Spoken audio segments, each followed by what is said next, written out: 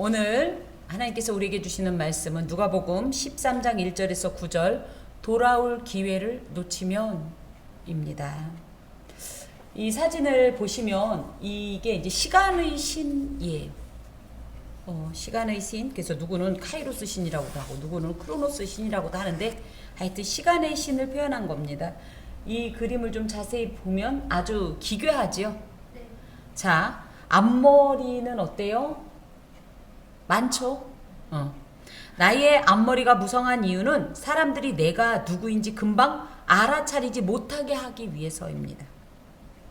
그렇지만 만약에 나를 발견했을 때는 쉽게 붙잡을 수 있도록 하기 위해서이기도 합니다. 그 다음에 뒷머리는 뭐예요? 대머리. 예. 나의 뒷머리가 대머리인 이유는 내가 지나가고 나면 다시는 나를 붙잡지 못하게 하기 위해서입니다. 그 다음에 발을 보면 뭐가 있어요? 날개예요. 그래서 나의 발에 날개가 달린 이유는 최대한 빨리 사라지기 위해서입니다. 그 다음에 왼쪽에는 지금 보이지 않지만 저울이 들려 있거든요. 왼손에 저울이 있는 것은 일의 옳고 그름을 정확히 판단하라는 것이며 오른손에는 칼이 있습니다. 오른손에 칼이 주어진 것은 칼날로 자르듯이 빠른 결단을 내리라는 것이다. 그래서 나의 이름은 기회이다. 예. 기회라고 얘기할 때 저희는 이 기회만 잘 잡았으면 하는 일이 참 많죠. 내가 그때만 그렇게 했으면. 그런데 그림에서 표현된 대로 앞머리가 무성해서 기회인지 못 알아차리지만 만약에 기회인지 알게 되면 얼른 낚아챌 수 있도록. 그래서 중요한 게 기회를 잘 알아차려야 되는 거예요. 그 다음에 뒷머리가 대머리인 이유는 지나가면 다시는 붙잡지 못한다는 것을 알게 하기 위해서. 그래서 그 기회가 한번 지나가면 다시 오지 않는 경우가 굉장히 많습니다. 또 발에 날개가 달린 이유는 최대한 빨리 기회가 한정없이 있지 않다는 거예요. 순식간에 사라진다는 거예요. 왔을 때 그대로 낚아채지 않으면 대머리지 발에 날개가 달렸지 그냥 날아가 버린다는 거예요. 그러면서 저울을, 그래서 일이 옳고 그름을 분별하기 위해서 이것이 기회냐 아니냐 내지는 이걸 잡아야 되냐 마느냐를 빨리 판단해라. 하지만 또 오른손에 칼이 주어진 것은 빨리 결단해라 이겁니다. 기회가 우리에게 굉장히 실감이 되지 않습니까? 이 그림으로는 이해가 가지 않지만 그래서 오늘 이 기회 하나님 앞에서의 기회에 대한 귀한 교훈을 받겠습니다. 1절 오늘 이 내용은 사실은 하나로 묶었지만 두 가지의 이 내용으로 구성되어 있습니다. 그래서 1절에서 5절까지는 예수님께서 이제 어떤 이런 그 당시에 일어났던 어떤 일화들을 비유로 해서 또 회개에 대한 촉구를 하시고 계시고 또 6절부터 9절까지도 이제 회개에 대한 촉구이긴 하지만 무화과나무의 비유로 이제 회개를 촉구하고 계십니다. 그때 마침 두어 사람이 와서 빌라도가 어떤 갈릴리 사람들의 피를 그들의 제물에 섞은 일로 예수께 아뢰니 그때라고 할 때는 지금 예수님께서 한참 이건 말씀해 주시고 계시죠. 예, 그러면서 우리가 지난주에도 복음이 뭐냐? 거룩한 분열을 일으키는 거다. 분명히 분리시키는 날이 있다. 무엇보다도 그 날을 대비해서 마치 기상을 분별하여서 우리가 추위나 더위나 손해를 대비하듯이 우리도 하나님 안에서 그때를 잘 분별을 해서 예비해야 되겠고 무엇보다도 그때에 가장 필요한 게 뭐냐면 빨리 갈 때 재판관에 가기 전에 길에서 이 과정 중에 하나님께서 주신 기회 속에서 빨리 화해해라. 그래서 아주 작은 거라도 회개하지 않고는 그래서 이 길에서 화해하라는 것은 하나님과의 화해, 그죠? 즉 회개를 의미한다고 할 때 빨리 회개해라. 빨리 회개하라. 만약에 하나라도 안 갚으면 옥에 갇힌다. 지옥에 빠질 수밖에 없어. 빨리 회개하라. 이 얘기입니다. 그러면서 이것을 통하여서 하나님의 공의의 심판은 반드시 임한다. 그리고 생각지도 않은 때에 임하는데 그게 멀리 있지 않다. 굉장히 가까이 있으니 빨리 그날을 준비해라. 이런 내용이었어요. 그러면서 지금이 어떤 시대다? 분별이 필요한 시대다. 우리가 무엇보다도 이 분별이 있어야 이 시대에 영적으로 미혹되지 않고 혼란하지 않고 영적 잠에 빠지지 않고 하나님 안에서 살 수 있는 시대다. 이런 말씀을 주님께서 주셨는데, 그런 말씀을 하고 계실 때 두어 사람이 와서, 그러니까 어떤 사람들이 이 무리가 아니었나 봐요. 외부에서 어떤 사람들이 갑자기 오더니 예수님께 이 말씀을 드린 거예요. 빌라도가 어떤 갈릴리 사람들이 피를 그들의 제물에 섞었다. 얘기만 들으면 굉장히 좀 끔찍한 내용인데요. 요런 내용이 실제로 일어나긴 했었대요. 근데 정확한 연대가 기록되지 않았기 때문에 이때 예수님께서 말씀하시는 그날 일어난 건지 아니면 그 이전인지는 모르겠어요. 한참 전인지는. 어찌됐든 실제적으로 그런 일이 있긴 있었어요. 당시 유대에 대한 로마의 통치를 반대하는 민족주의적 성향이 강한 열심 당원들이 유대 독립을 위해 6월절과 같이 사람이 많이 모이는 때에 이 민족주의를 고양시켜서 그런 어떤 결합을 통해서 반란을 일으키고 로마의 이런 어떤 통치를 전복시키려고 하는 이런 시도를 많이 했는데, 하지만 이때마다 이를 저지하기 위한 로마군의 이 탄압이 아주 끔찍했습니다. 그래서 유대의 역사가 요세푸스의 기록에 의하면 어느 6월절에는 3,000명의 유대인의 시체가 성전에 가득 찼고, 또 어떤 6월절에는 2만 명의 유대인이 학살당했다는 이런 기록을 남길 정도로 이런 일이 있었어요. 근데 여기서 이제 살벌한 게, 어떤 갈릴리 사람들의 피를 그들의 제물에 섞었다. 그래서 사람들의 피를 갖다가 실제로 이 제물로 사용했냐, 그건 아니고, 그러니까 이제 그 사람들을 성전에서 이제 살해했다는 내용을 이렇게 조금 사용하고 있는 겁니다. 그런데 좀 우리가 이제 이런 얘기를 하는 의도가 무엇이라고 생각해요? 지금 제 설명을 들으니까. 그래서 어떻게 해달라는 소리 같아요, 예수님께? 그쵸. 당신이 다스리시면, 내지는 우리가 이렇게 로마의 압제를 당하고 있으니 이 학대에서 우리를 벗어날 수 있도록 도와달라. 이런 민족적 위기감을 호소한 것 같지만 사실은 그게 아니었다는 거예요. 그걸 어떻게 아냐면 그 다음에 예수님의 대답을 통해서 알 수가 있습니다. 대답하여 이르시되 너희는 이 갈릴리 사람들이 이같이 해받음으로 다른 모든 갈릴리 사람보다 죄가 더 있는 줄 아느냐. 그러니까 사실은 예수님께서 말씀하신 걸 통해서 이들이 말했던 의도를 파악하게 되는 거예요. 우리는 요한복음 9장 2절에도 이 맹인이 자신의 죄 때문입니까? 자기 조상들의 죄 때문입니까? 이렇게 물어보죠. 또 욥기에서도 계속 그 얘기하죠. 너가 죄 지었기 때문에 이런 고난을 당한 거다. 똑같은 어떤 이런 재앙에 대한 전통적인 이 관점, 즉 인과응보적인 가치관에 사로잡힌 유대인들의 질문으로서 모든 재앙은 하나님께 죄를 지었기 때문에 당하는 거다. 이렇게 생각을 했어요. 그래서 이 갈릴리 사람들의 피를 빌라도가 제물에 섞어서 우리 민족이 이렇게 고통스럽고 한이 해방시켜 주소서가 아니라, 걔네들 그거 죽은 거, 걔들 죄 많이 져서 죽은 거 아니에요? 걔네들 죄 때문에 하나님이 이렇게 심판 내린 거 아니에요? 이렇게 질문한 겁니다. 의도가. 그러면 왜 그런 말을 또 했을까? 왜 그 사람들이 죄가 많다라는 얘기를 했을까요? 그렇죠. 상대적으로 나는 살아있으니 죄 없다, 의롭다, 이런 얘기입니다. 그래서 민족적 위기감에서 예수님께 이 얘기를 한 게 아니라 종교적 우월감에 겨워서 취해서 이런 질문을 했다라는 거죠. 결코 그들을 동정한 것이 아니라 자기가 가지고 있는 이런 인과응보적 가치관이 맞다라는 소리를 듣고 싶어서 예수님께 이런 질문을 했습니다. 그러면서 너희에게 이르노니 아니라 너희도 만일 회개하지 아니하면 이와 같이 망하리라.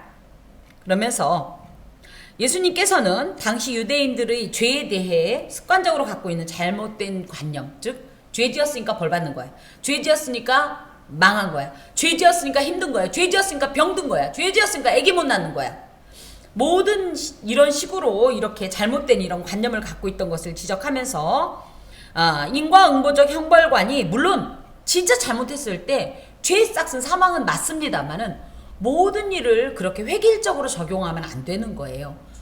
당장 욥과 같은 사람이 있잖아요. 그렇죠? 그래서 우리가 예수 믿는 우리가 어떤 형제의 이 어떤 어려움을 봤을 때 제가 저래서 저런 거야 라고 자꾸 원인을 찾고 자꾸만 어떤 그 사람의 이 결과를 갖고 동기까지 헛되이 유추하는 것은 굉장히 아주 조심해야 돼요. 잘못하면 하나님 앞에서 오히려 판단과 정죄의 죄를 범할 수 있다라는 사실을 여기서 우리가 이제 다시 한번 마음에 이제 새겨야 합니다.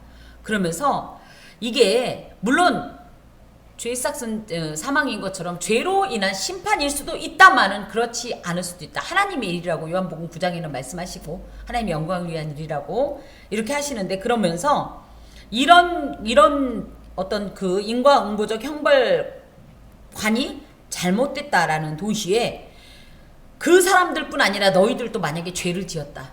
그러면 똑같은 결과를 당할 수밖에 없다. 그러니 죄를 지었다면 어떻게 해라? 빨리 회개하라. 그렇지 않으면 이런 참된 회개가 없으면 멸망할 것이다. 이 말씀을 하십니다. 방금 말씀드린 대로 유대인들은 재앙을 죄의 결과라고 믿었어요. 그러면 우리도 이러한 생각으로 재앙 만난 일을 판단하며 정죄하지는 않을까? 위로하며 격려하기보다는 자꾸만 판단하고 싶어지는 것이 저희의 심리인데, 물론 형제를 사랑하는 마음으로 정죄하고 판단하기보다는 그를 유익해 하려고 간절히 권하는 거하고는 달라요. 무슨 얘기인지 이해가 가시죠? 그 형제가 온전한 길로 가게 하기 위해서, 온전하게 서기 위해서 바른 어떤 방향을 좀 함께 좀 상의하면서 잡아주기 위해서 이 사랑하는 마음으로 얘기하는 것과 팔짱을 끼고 마치 내가 재판관인 것처럼 판결자인 것처럼 이야기하는 건 다른데, 지금 그 얘기입니다. 이들은 그걸 하고 싶은 거예요. 나는 의로와 너는 잘못됐어. 고쳐. 근데 예수님께서는 아니, 하나님 앞에서 너희들 다 똑같은 입장이라는 거예요. 그러면서 이제 예수님께서 한 사례를 말씀하시는데, 실로암에서 망대가 무너져 치여 죽은 18사람이 예루살렘에 거한 다른 모든 사람보다 죄가 더 있는 줄 아느냐. 그래서 1절에 이 사람들이 얘기했던 내용을 또 이제 하나 이제 확대해서 이렇게 말씀하세요. 실로암 망대 사건 또한 실제로 있었던 사건이에요. 이거는 예루살렘 성의 동남편 성 담에 세워진 그런 이 망대, 그러니까는 망루, 그래서 파수꾼들이 서서 이렇게 보는 그런 곳인데, 요거를 누가 지었냐면 총독 빌라도가 지었습니다. 근데 이거 지을 때 재정을 뭘로 썼냐면 성전 자금을 이용해서 이 망대를 지었어요. 그래서 이 망대가 무너져서 18명이 죽은 것을 갖다가 또 빌라도가 성전 자금을 잘못 사용해서 하나님이 그걸 쳤다. 또 내지는 거기에 있는 18명이 또 죽은 거냐, 그 죄 때문에 죽은 거냐, 지금 이 얘기를 예수님께서 질문하고 계신 겁니다. 1절의 이 빌라도 학살 사건이나 현재 예수께서 말씀하셨던 실로암 망대 사건 등은 같은 관점이긴 하지만 이 동기가 달라요. 1절은 인위적이고, 그죠? 필연적인 사건이라면 4절은 자연적이고 우연적인 사건이지만 어찌 되었든지 간에 이 모두를 너희가 마치 그 죄 때문에 그렇게 됐다라고 판단하지는 말아라. 이렇게 어떤 이런 일을 당했건 저런 일을 당했건 죄인들은 무조건 어떻게 해야 된다? 회개해야 이 어떤 죄의 결과로부터 자유해질 수 있다. 이 말씀을 주께서 행하십니다. 무엇보다도 세상의 모든 사건을 보면서 지혜 있는 이 하나님의 백성이라면 이것이 하나님께서 주시는 메시지로 받는 거예요. 그러면서 그것을 그들에게 적용할 것이 아니라 누구에게? 나에게 적용하는 거예요. 하나님께서는 이 세상의 모든 사건을 통해서 우리에게 메시지를 주시는데 그걸 보고 분별하고 우리에게 적용하는 지혜가 필요합니다. 그것이 무엇이겠습니까? 예를 들어 갈릴리 사람들이 이 학살당한 이런 사건이라든지 실로암 망대가 무너진 거는, 물론 갈릴리 사람들은 어느 정도 예상을 했던 일이라면 실로암 망대는 갑자기 무너진 거 아니에요. 몇 월 며칠 이렇게 무너진다는 그런 계획이 없었잖아요. 그렇게 되면 이들은 어떻게 됐을까요? 회개할 기회가 없었을 수도 있죠. 그죠? 그래서 이런 회개의 기회가 없었던 것에 대해서 안타까워하면서 우리가 할 수만 있으면 어떻게 해라? 회개의 기회가 있을 때 빨리 회개해서 영원한 이 멸망을 면해야 되겠다. 지금 이 말씀을 주께서 주십니다. 특별히 너희도 망한다 라는 표현이 3절에도 있고 5절에도 있는데요. 아폴레이스테라는 말로 이것은 망할지도 몰라 이게 아니라 반드시 망한다 이 얘기예요. 즉 두 사건의 원인, 즉 실로암 망대 사건이나 빌라도 학살 사건의 원인은 인위적이고 또 필연적이거나 자연적이고 우연적이라 할지라도 죽음이라는 결과는 같은 것처럼 회개할 기회가 주어졌음에도 불구하고 회개하지 아니하면 어찌됐든 모두 다 그 죄의 결과로 죽을 수밖에 없다라는 거죠. 근데 이 말씀이 지금 우리에도 이렇게 적용이 됐지만 그 당시에 역사적인 유대인들, 그 자리에 있었던 유대인들에겐 아주 무서운 말씀이었던 게 이때 만약에 이런 주님의 말씀을 받고 이들이 회개했으면 어떤 일이 있었냐면 이후에 약 40년 후 AD 70년에 로마의 그 침략으로 공격으로 예루살렘이 완전히 초토화가 되었을 그런 일들이 안 일어났을 수도 있었어요. 그렇게 얘기하면. 그런데 결과적으로는 예루살렘이 완전히 무너졌어요. 그런 결국은 뭐예요? 회개하지 않았기 때문에 망한 거예요. 그러면 이것이 이제 또 종말적으로 또 현대의 우리 이제 신앙인들에게는 어떻게 적용이 되냐면 궁극적으로 이와 같이 회개치 않으면 어떻게 된다? 종말에 반드시 멸망한다. 반드시 멸망한다. 그것을 교훈하십니다. 그래서 죄를 회개치 않는 자에게 임하는 멸망에 대한 분명한 경고가 성경에 굉장히 또렷이 나와 있어요. 예수님은 애매하게 말씀 안 하세요. 그럴지도 몰라라는 말씀은 없으세요. 근데 우리는 대부분이 어떻게 생각해요? 우리 듣고 싶은 대로 편하게 들어요. 그러지 않을 수도 있어. 그분이 만유구원론이라는 것을 강조해요. 그게 뭐냐면 예수께서 심판하신다고 하지만 그 사랑이 많으신 분이 망하게 할 리가 없어. 그래서 그렇게 하는 거 있잖아요. 혼날 거다 해놓고 나중엔 아유 겁주려고 그런 거야. 똑바로 하라는 뜻이야. 이렇게 할 거다. 이런 얘기를 해요. 그래서 사랑이 많으신 분이 지옥을 만들었을 리가 없다. 이런 얘기를 하는데 이거는 참 무식한 소리인 게 그리스도의 하나님의 보좌의 기초가 공의예요. 공의 위에 사랑입니다. 근데 우리가 이 공의를 내팽개친 채 사랑만 강조하니까 이런 헛소리가 나오는데요. 없습니다. 그건 없습니다. 하나님이 만약에 그런 게 있는데 여기 안 써있다면 하나님 거짓말쟁이인 거예요. 그분은 진실하신 분입니다. 그분이 그렇다면 그런 거예요. 아니라면 아닌 거예요. 그 말씀을 우리가 아주 무겁게 받아야 합니다. 분명한 것은 멸망이라는 말씀을 주님께서 생각보다 많이 사용하신다는 거예요. 계속 경고하신다는 거예요. 이거를 그럴지도 몰라. 그럴 수도 이거 아니라는 거. 그런다. 반드시 그런다. 이렇게 말씀하셨다는 사실을 기억하고 우리가 정말 한 홀이라도 하나님 앞에서 남김이 없이 반드시 회개하는 자만이 하나님 안에서 은혜의 낙을 누릴 수 있다. 이에 비유로 말씀하시되 이제 이 내용을 가지고 예수님께서 비유로 말씀하시는 것이 한 사람이 포도원에 무화과나무를 심은 것이 있더니 와서 그 열매를 구하였으나 얻지 못한지라. 포도원지기에 이르되 내가 3년을 와서 이 무화과나무에서 열매를 구하되 얻지 못하니 찍어버리라. 어찌 땅만 버리게 하겠느냐. 그랬더니 대답하여 이르되 주인이여 금년에도 그대로 두소서 내가 두릅하고 거름을 줄이니 이후에 만일 열매가 열면 좋거니와 그렇지 않으면 찍어버리소서 하였다 하시니라. 이건 실제적으로 이제 무화과 나무 비유인데요.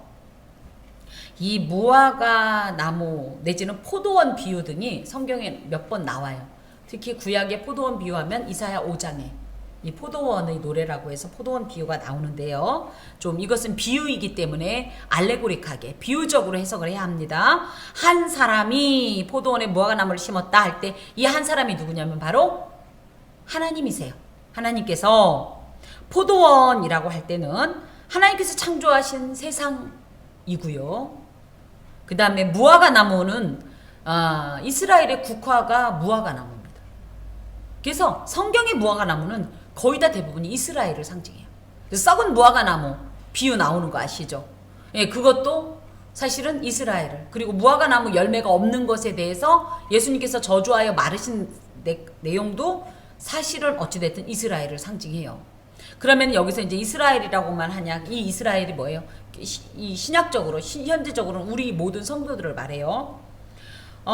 그러면서 이 무화과 나무 시케는 뭐냐면 회개의 열매를 맺어야 하는 모든 사람들을 의미합니다.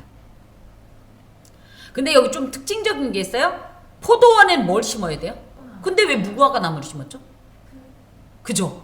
우리가 이런 걸 찾아내야 돼요. 그죠? 그러면 보세요. 포도원이니까 대부분이 뭐겠어요? 포도겠죠. 포도나무겠죠. 근데 그 중에 특출나게 무화과나무를 심었죠. 그 주인이 이 무화과나무에 대해서 어떻게 생각할까요? 귀하게 여겼다는 얘기예요. 아주 각별하게 생각했다. 특별한 관심을 가졌다는 얘기예요. 포도원에 이 무화과를 심었다라는 것은 굉장히 이 무화과 나무를 주인이 각별한 관심과 또 그냥 아침 저녁으로 살피면서 기대감을 가지고 그 무화과 나무를 양육하고 그 열매를 기다리는 그런 마음이 요 안에 숨어 있습니다. 근데 와서 그 열매를 구하였으나 얻지 못한지라. 그러면 보통은 이렇게 생각한단 말이에요. 열매를 맺을 때가 안 됐나 보지. 그러죠. 제자 아직 무화과의 때가 아닙니다. 이런 얘기가 나오죠. 그게 아니라 여기에 심은 것이라는 표현은 T2O라는 말로 이미 과거에 이미 오래전에 심었다는 거예요. 그래서 심은 지 얼마 되지 않아서 열매를 맺지 못한 어린 나무가 아니라 심어 놓은 지 오랜 시간이 지나서 진짜 지금은 충분히 열매를 맺고도 남는 그런 상태가 되었다. 지금 이것이 심은 것이라는 표현이거든요. 열매는요, 카르폰이란 말로 이 열매를 구했다라는 것은 우리가 이제 얘기하는 하나님 앞에 유익이 될 만한 어떤 것일 수도 있지만, 의의 열매일 수도 있지만, 이 의의 열매의 가장 앞부분에 뭐가 있어야 되냐면 회개가 있어야 되는 거예요. 그래야 하나님과의 관계가 온전해지고 성령을 통해서 우리가 열매를 맺을 수 있는 어떤 길로 나가는 요 최초의 회개의 열매를 기대했다는 거예요. 여기에 특히 이제 구했다 이 표현은요, 제테오란 말로 우리 10드라크마 가진 여자가 드라크마 하나 잃어버렸을 때 어떻게 찾아요? 이렇게 찾았어요? 아주 뭐 집안을 홀딱 뒤집어서 찾듯이 집요하게 찾았다는 거예요. 어떻게 해도 하나라도 열매가 맺기를 원하는 마음으로 찾았다는 거예요. 근데 너무나도 안타깝게 보여. 얻지 못한지라. 의인은 없나니? 모든 사람이 죄를 범하였음에 하나님의 영광을 이루지 못했다. 지금 이 결과를 이렇게 말씀하십니다. 포도원 주인이 무화과 나무로부터 열매를 구하기를 계속 추구하고 있는 것은 사실은 이 아까도 말씀드렸듯이 포도원 주인은 무화과 나무에 대해서 각별한 애정과 관심과 기대가 있었다는 거예요. 하나님은 이스라엘 민족을 선택하였고 그래서 그들을 자기 백성으로 삼으셨고 그러면서 정말 자격도 없고 조건 미달인 그죠? 그들을 계속적으로 돌보시고 인도하시면서 말할 수 없는 각양 은혜를 베풀어 주셨지요. 왜요? 그러면서 무엇을 기대했냐면 너희들이 제사장 나라로서 의의 열매를 맺으렴. 그래야 그걸 보고 세상 모든 사람들이 저렇게 하나님을 섬기면 복을 받는구나, 사는구나, 구원을 얻는구나, 이걸 보여주려고 이런 의의 열매 맺기를 엄청 기대했는데 아무리 기다려도 회개의 열매를 맺지 못하고 그래서 하나님의 기대에 부응하지 못하는 상태가 되었다라는 거예요.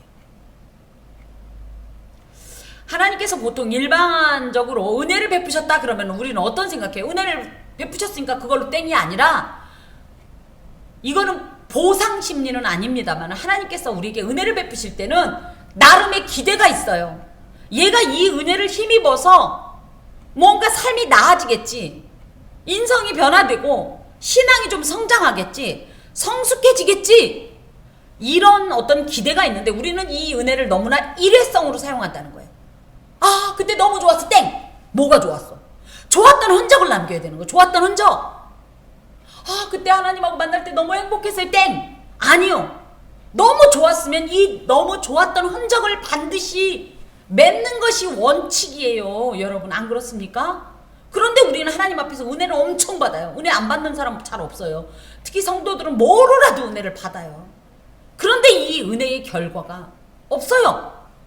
한국교회를 생각해 봅시다. 우리가 얼마나 많은 은혜를 받았습니까? 근데 이 은혜의 결과가 지금 뭡니까? 세상 사람들한테 비난당할까봐 예배나 없애고 성도들 눈치 보느라고 진리나 왜곡하고 훼손하고 손상시켜서 이제 더 이상 교회 안에 하나님은 없어요. 십자가는 없어요. 아, 기분 나쁘게 왜 아침부터 피 얘기해? 보혈 얘기도 안 해요. 그러고 뭐예요? 잘 먹고 잘 사는 법, 잘잘법, 이런 거나 강의하는 그 수많은 은혜를 받아서 사실 한국전쟁 이후에 세계에서 우리나라가 제일 못 살았대요. 제일 못 살았대요. 그런데 지금 생각해봐요. 우리 날마다 몇 순위 아무리 하면 뭐예요? 중요한 건 뭐예요? 그 은혜를 제대로 보답하지 못한 건 사실이잖아요. 우리 삶에도 마찬가지입니다. 하나님께서 얼마나 많은 은혜를 주셨습니까? 우리가 그동안 하나님께 받은 은혜를 다 기록해봐요. 저 하늘 높이 쌓아도 채우지 못해요. 그런데 우리는 이 은혜의 결과에 있어서 너무나 하나님 앞에 너무나 미약하고 미비한 이런 모습입니다. 하나님께서는 우리에게 베푸신 은혜에 이 합당한 열매를 사실 원하셔요. 그것이 은혜는 어차피 갚을 수 없어요. 그렇지만 적어도 네가 은혜를 그때 그 은혜를 받은 것에 대한 너 편에서의 최선의 어떤 화답은 있어야 되지 않겠나? 맞잖아요. 근데 그게 어마어마한 걸 하라는 얘기가 아니에요. 뭐냐면 결국은 뭐냐면요. 회개하라는 거예요. 왜요? 회개해야 사니까. 회개해야 온전한 구원을 이루니까.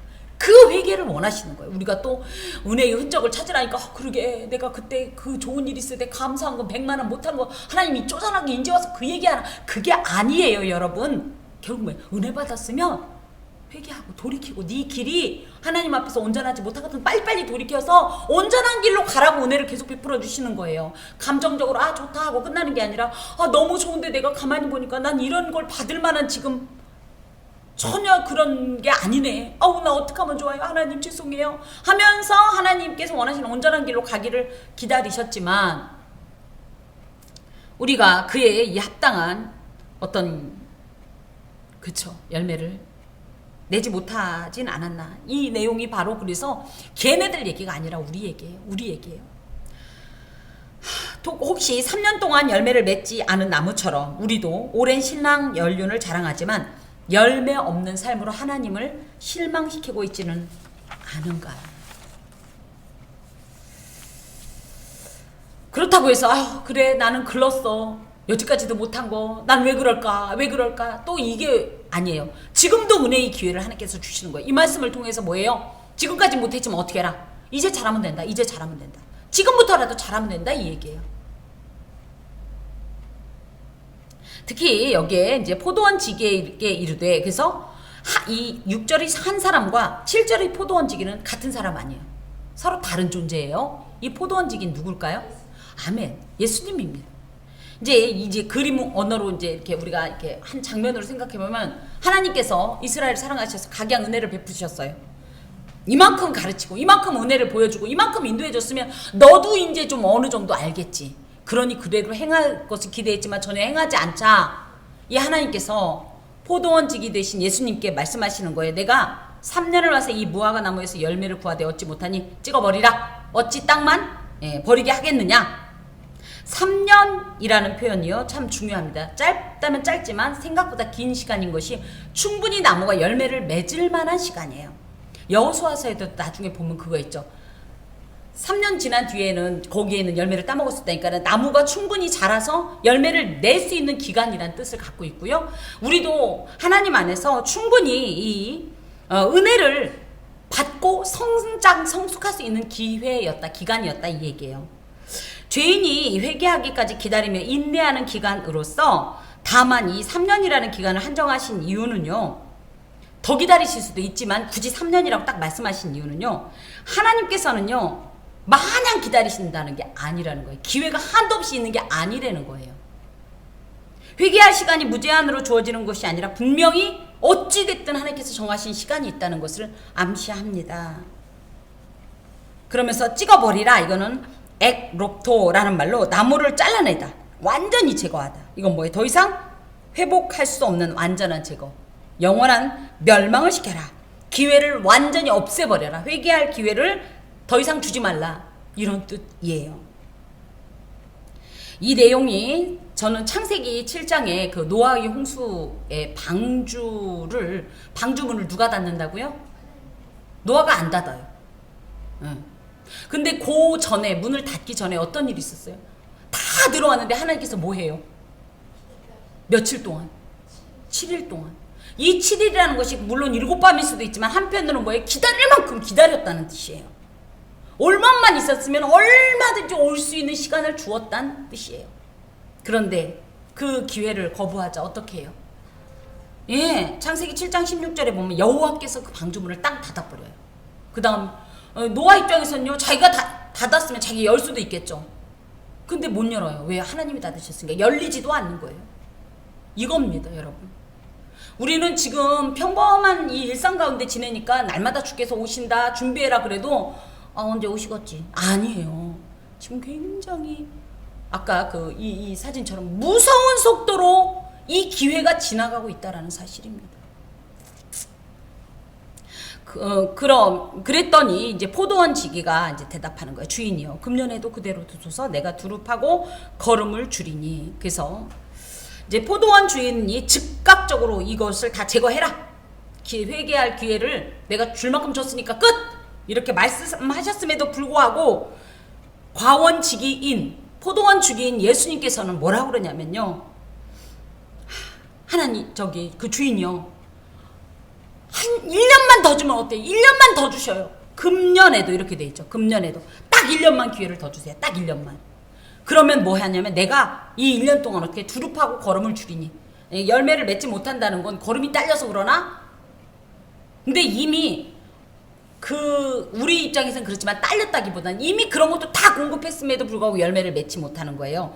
예를 들어 거름도 주지 않고 관리하지 않았는데 3년 뒤에 열매 안 내어놨다고 그러면 문제가 있죠. 그렇지만 생각해보면 하나님께서 이스라엘 백성, 우리 삶에 어떤 일이 있습니까? 밤에는 불기둥으로, 낮에는 구름기둥으로 메추라기와 만나와 그저 반석에서 물을 내시고 이 모든 각양 좋은 것을 다 제공하셨음에도 불구하고 이런 일이 있는데, 그러면은 이게 부족해서 더 1년을 더 달라고 하는 거냐? 예. 이것이 바로 뭐예요? 예수의 사랑이고 은혜예요. 예수께서 파라클레이토스 비는 거예요. 나를 위해. 하나님, 내가 사랑하는 이 백성, 당신께서 사랑하는 이 백성 지금 이대로 두면 어떻게 돼요? 다 찍어버림을 당할 수밖에 없고 영멸이 오니 한 번만 더 기회를 주신다면 내가 최선을 다해서. 근데 하나님께서 최선을 다하지 않으셨나요? 아니라는 거예요. 거름을 준다, 이거는요, 하나님의 백성들로 하여금 하나님 나라의 진정한 의의 열매를 맺게 하기 위해서 말씀으로 그들을 가르치시고 보혜사 성령을 통해서 아주 풍성한 은혜를 더욱더 주신다는 거예요. 이게 무슨 얘기냐? 저는 요즘 이런 생각합니다. 저희 어린 시절만 해도요, 설교가요, 이렇게, 물론 그렇지 않은 경우도 있었지만 저는 이제 시골 출신이라서 그런지 그냥 노아 할아버지가 배를 만들었대. 뚝딱 그랬더니 비가 왔대. 그냥 끝. 뭐 거의 이런 식이었죠. 그랬더니 뭐 중고등부일 때도 그렇게 하나님의 말씀을 아주 깊고 잘게 쪼개는 말씀을 거의 들어본 적이 없는데, 요즘은요, 신학이 어마어마하게 발전을 했습니다. 우리 수준도 높아졌고요, 성도들의 수준도. 그러다 보니까 말씀이 엄청 원하기만 하면 깊고 더 세미하게, 그죠? 그러면서 아주 달게 받을 수 있는 기회가 너무너무 많아요. 여러분, 하나님의 은혜의 말씀을 원하면 진짜 언제든지 무엇만 들으면 다 말씀이 풍성하죠. 그렇게 나오는 시대예요. 특히 성령께서도 정말 그 어느 때, 마지막 때가 되면 누구든지 그렇죠, 더 열정적으로, 물론 우리 성령 하나님께서 그렇게 안 했다는 얘기가 아니라 지금은 더욱더 강력하게, 더욱더 적극적으로 이렇게 일하는 이런 시기예요. 이렇게 지금 하고 계시다는 거예요. 하나님의 심판이 포도원 지기이신 예수의 간절하고 적극적인 중재로 말미암아 그래서 지금 어떻게 되냐, 유보되고 있는 거예요. 진작 끝났어야 되는 거예요. 근데 예수께서 이 백성을 버릴 수가 없는 거예요. 사랑하셔서. 근데 이 마음이 예수께만 있냐? 아니요. 사실은 성부 하나님도 같은 마음이었고요, 성령 하나님도 같은 마음이에요. 이분들이 같은 마음이니까 이 시간을, 원래는 예를 들어 이날 잘랐어야 돼, 이때 잘랐어야 된다면 조금씩 자꾸만, 사실은 하나라도 더 회개하고 구원받는 자의 수가 많아지게 하기 위해서, 안 그러면 끝이니까, 이번에 문 닫으면 끝이니까 이걸 하고 계시다는 거예요.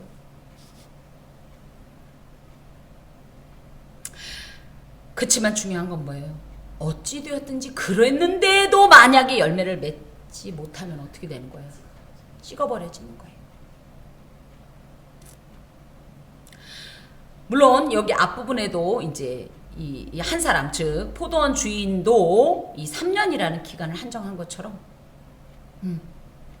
포도원 지기인 예수께서도 1년이라는 시간을 한정합니다. 한도 없이 우리에게 이 기회가 제공되는 것은 아니라는 거예요. 그랬기 때문에 포도원 지기신 예수께서 걸음을 줄 때, 즉 말씀으로 가르치시고 성령의 감동과 교훈을 통해서 은혜로 권면하고, 그렇죠? 그리고 모든 삶을 통해서 예수께로 하나님께로 막 향하게 하는 이 모든 일이 있을 때가 뭐냐면 구원의 시기이고요. 회개의 마지막 기회라는 거예요. 근데 만약에 그렇지 않으면 어떻게 돼요? 심판을 면할 수 없다는 거죠. 누구도 그때 왜 말씀하지 않으셨어요도 못하고, 시간이 없어요도 말하지 못해요. 시간은 충분히 주어졌다는 거죠. 얼마나? 2000년이 지금 넘어가잖아요. 그쵸? 시간이 부족했다고요? 믿음으로 고백하는 그 시간은 그냥 순간입니다. 아멘이면 끝나는 그 아멘을 하기 위해서 2000년을 기다리는 하나님의 기다리심을 생각한다면 정말 그런 얘기 하면 안 되는 거예요. 시간이 없었다는 얘기를 하면 안 돼요. 기회는 얼마든지 여러 번 주어졌어요. 아주 충분히. 그 얘기입니다. 자, 여기에 보면 계속적으로 무슨 얘기 나오냐면 회개하지 아니하면 3절에도, 그죠? 5절에도 회개하지 아니하며, 9절에도 열매를 맺지 않으며, 궁극적으로 이제 회개해야 그 다음에 어떤 것이 나가기 때문에 그야말로 회개를 최우선순위로 둘 때 회개하지 아니하며, 회개해서 하나님 앞에 온전히 서지 않으면, 그러면 그 이유는 없는 거다. 지금 그 얘기인데요. 회개, 메타노에오라는 말은 이건 헬라어예요. 이제 히브리어로는 회개라는 말이 다른 말이지만 이게 같은 내용입니다. 이전의 행동에 대해서 단순한 후회나 반성이 아니라 그때 내가 왜 그랬을까? 그러지 말았어야 했는데 그럴걸. 이렇게 하고 끝나는 건 회개가 아니에요. 뭐냐면 그랬던 걸 반복하지 않기 위해서 전 인격을 하나님께로 돌이키는 거예요. 다시는 안 그러려고 전인적으로 돌이키는 게 회개예요. 그래서 우리가 하나님 잘못했어요. 회개. 그리고 돌이켜서 또 하고 잘못했어요. 회개. 또 하고. 이게 회개가 아니에요. 회개는 뭐예요? 정말 잘못했다 소리를 마음을 막 갈갈이 찢어가면서 하고, 나도 모르게 그쪽으로 돌아가려면 막 강제로 나를 이쪽으로 하나님께로 향하게 하고, 하나님께 결단한 그 방향으로 가려고 나를 억지로라도 세우려고 하는 그런 몸부림이 있는 것이 회개예요. 그냥 잘못했어요 땡 하고 가면 이건 뉘우침도 아니에요. 하나님께서 원하시는 용서의 언어는 바로 이런 회개입니다. 전적으로 돌이키는 거예요. 그럴 때 진정한 용서가 있는 거예요. 우리 다 같이 그 용서의 언어, 사랑의 언어 얘기할 때요. 회개는 해도 되고 안 해도 되는 선택사항이 아니라 회개하지 않는 자는 반드시 멸망할 것이라는 엄중한 경고이고요. 이건 반드시 이루어지는, 반드시 임할 절대적인 이런 어떤 이 메시지입니다. 특히 회개는요, 보편적 필요성과 종말성을 갖는데, 보편적 필요성이라는 게 뭐냐면 모든 사람이 다 회개해야 돼요. 왜? 우리 누구의 후손? 첫사람 아담의 후손으로서 첫사람 아담 이래 모든 사람이 다 죄를 범하여서 하나님의 영광에 이르지 못했어요. 다 죄인이에요. 그렇기 때문에 모든 사람이 다 회개해야 돼요. 그게 이게 바로 보편적 필요성이고요. 그 다음에 종말성이라는 것은 뭐냐면 지금은 몰라요. 회개한 사람이나 안 한 사람이나 같이 가고 있죠. 근데 그날에는 딱 알아요. 한쪽은 영생, 한쪽은 영벌, 딱 나뉘는 거예요. 이게 종말성이라는 거예요.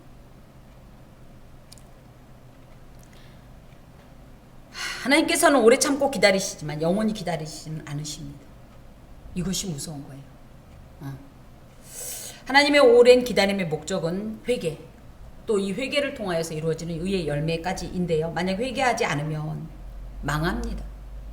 망한다는 거 영멸입니다. 다시는 회복할 수 없고 기회도 없습니다.